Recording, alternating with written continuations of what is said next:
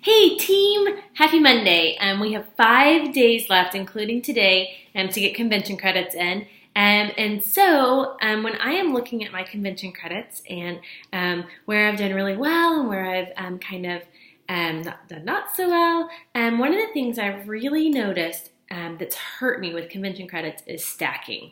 So what is stacking?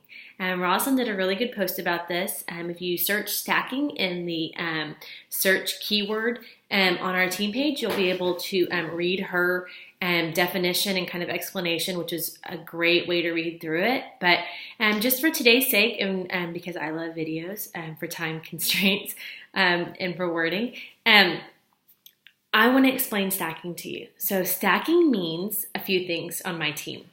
One, if you have someone on your team that is struggling and you really, really want to help them out and you're really good at adding level ones and maybe even mutual friend level ones, and so you add that person, you say, you know what, sign up under my friend Sally here, and then Sally and I can both train you, and really ultimately your thought is it'll help Sally kind of revamp her business or get her business going. It never works that way for a couple of reasons. One, the person came to you because they trusted you and they really wanted to be in business with you. And you kind of shoved them under Sally, and they may really like Sally, but Sally may not be the person that they want to be trained by. So be really respectful of people when they come to you and asking you about the business, that you don't put them under somebody else to help that person, that the person that's coming to you, you understand and you take them on as your own level one. And two, what happens sometimes is you feel like maybe somebody else helped them more or really talk to them first, but that person really wants to sign up under you. You give them the option. Who do you want to sign up under, me or this other person? Let them pick, and whatever they pick, be okay with. It really is a business decision, and sometimes it'll be the person that told them first about Plexus, and sometimes it won't be. It'll be the person they really want to do business with, so you need to be respectful of that. But here's where stacking becomes a problem. Yes, it becomes a problem because someone that you recruited or someone that wants to be under you is now under somebody else level one. But here's where it really affects you. A couple of reasons. One, if I have a friend and I put them underneath a level one, now that person's my level two. So now I'm training a level two. And I'm training their level ones who would have been my level twos, but now they're my level threes.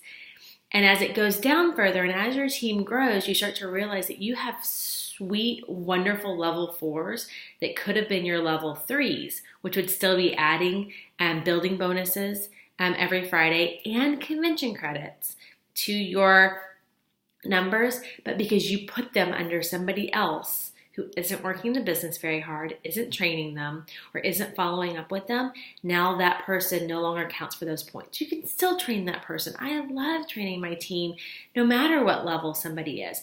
But when it comes down to the Friday paychecks or it comes to convention credits, it doesn't matter how well I train someone or how much I adore them. They don't count for those dollars or credits. So I think stacking is a really bad idea. In fact, even as I've added my second leg, I've really tried to figure out how do I do this with personal volume? Where do I put the personal volume? Under my diamond leg or under my new leg?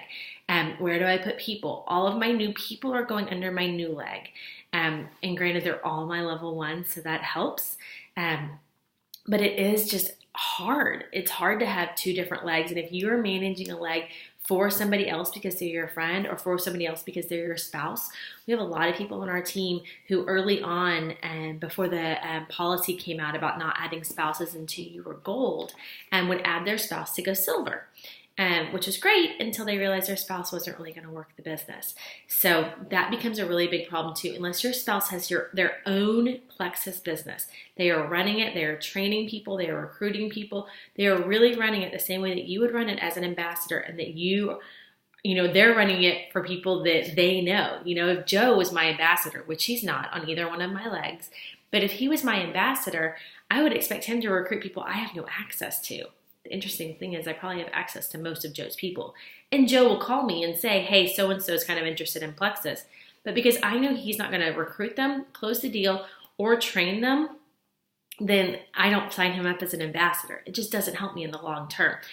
I would still be training that person as a level 1. I think some people get concerned or get maybe a little like, oh, we want double, building bonuses on this or double credits on this. It doesn't quite work out that way. You really put in a lot more effort than you get out in building bonuses for that one time. And it just becomes stacking, and it really hurts your upline. And then it's harder for your upline to train those people because they become lower and lower and lower for them. I have 45 to 50 level 1s between my 2 legs. And so if I stack someone and now their teams are my level 2s and 3s, that just gets pushed down my kind of list of people I can get to. I can only get to so many people in a 24-hour period in a 30-day month. So just really consider that if you're wanting your upline to help you train these people, you might want to make them closer to your upline in numbers. So I would really discourage stacking. I would really encourage you that anyone that comes to you and wants to work the business with you, that you sign that person up directly to you. I hope y'all are having a really good Monday so far. I'm enjoying it. I've got my 96 and coconut milk and Plexus Slim, and I'll be really honest, it takes me all morning to drink it. So we'll see how it goes. I did call corporate today to find out when we're getting 96 back in stock, and it's still not in yet. So as soon as I hear anything, I'll definitely let all of y'all know. I hope you really do have a wonderful Monday.